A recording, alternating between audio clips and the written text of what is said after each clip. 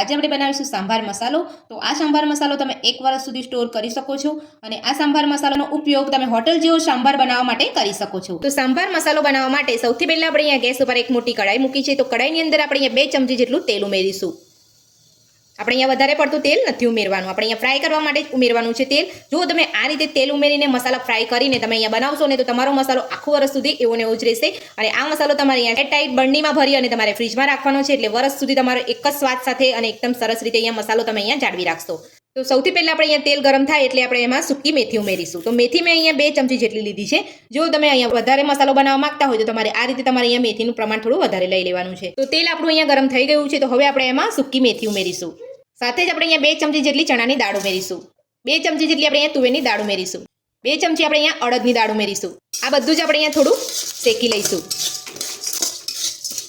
તો આ રીતે બધી જ દાળ અને આપણે અહીંયા મેથીને આપણે અહીંયા 1 મિનિટ જેટલું આપણે અહીંયા સાતળવાની છે। તો વધારે પડતું આપણે અહીંયા નથી સાતળવાની અને જ્યારે પણ તમે આ રીતે મસાલો બનાવો ને તો ગેસની ફ્લેમ તમારે મીડિયમ ટુ સ્લો જ રાખવાની છે, તમારે હાઈ ગેસ ઉપર તમારે અહીંયા મસાલા નથી સાતળવાના।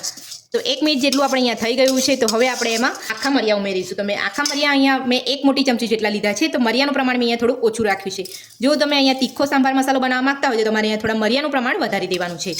તો આપણે અહીંયા કાળા મરિયા ઉમેર્યા છે, તો હવે આપણે બધું જ અહીંયા મિક્સ કરી લઈશું અને આ રીતે આપણે અહીંયા સરસ રીતે શેકી લઈશું।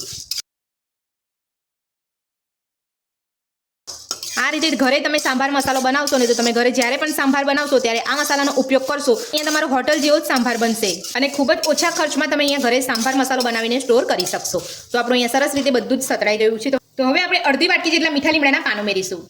તો સાથે જ મેં અહીંયા પોણી વાટકી જેટલા અહીંયા સૂકા ધાણા લીધા છે। તો આ રીતે તમારે અહીંયા સૂકા ધાણાનું પ્રમાણ તમારે અહીંયા વધારે રાખવાનું છે।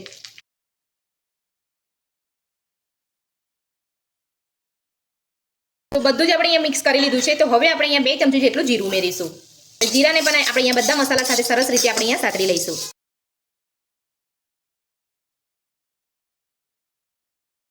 તો હવે આપણે મેં અહીંયા 15 નંગ જેટલા આપણે કાશ્મીરી લાલ મરચાં લીધા છે। તો કાશ્મીરી લાલ મરચાંને ઉપરની આગળની ડંડી આવે છે આપણે અહીંયા કાઢીને અલગ કરી લેવાની છે અને સાથે જ આપણે અહીંયા કાશ્મીરી લાલ મરચાંને પણ આપણે અહીંયા બધા જ મસાલા સાથે સરસ રીતે સાતરી લઈશું। તો આ રીતે મસાલાને તમારે 5 થી 7 મિનિટ જેટલું ધીમા તાપે તમારે અહીંયા સાતડવાનું છે। તો 5 થી 7 મિનિટ જેટલો સમય થઈ ગયો છે અને મસાલા આપણે અહીંયા સરસ સતળાઈ ગયા છે। તો હવે આપણે ગેસ બંધ કરી અને બધા જ મસાલા આપણે એક ડીશમાં કાઢી અને ઠંડા થવા દઈશું।